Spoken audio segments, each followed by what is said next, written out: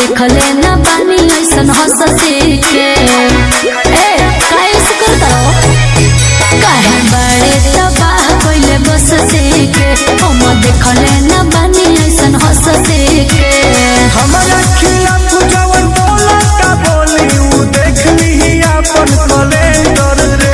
सरकार के नहीं रंगदार के अदालत हो करे के पड़ी सरेंडर रे। सरकार के नहीं रंगदार के अदालत हो करे के पड़ी सरेंडर रे। का बुझलिस रे?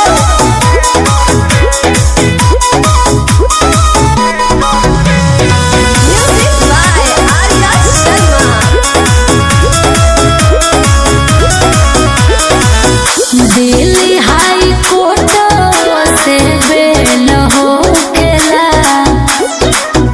हमारा भी सीधे प्रभु से मेल होखेला।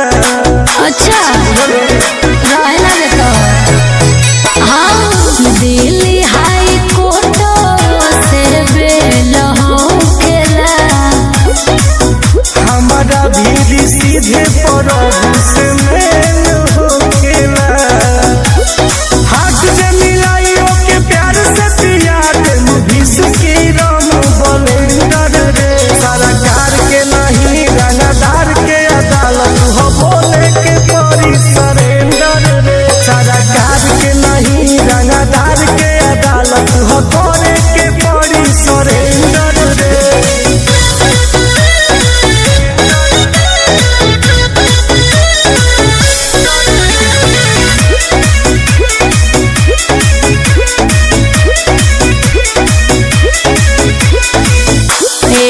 चल से बढ़िया ताहर कमना के करे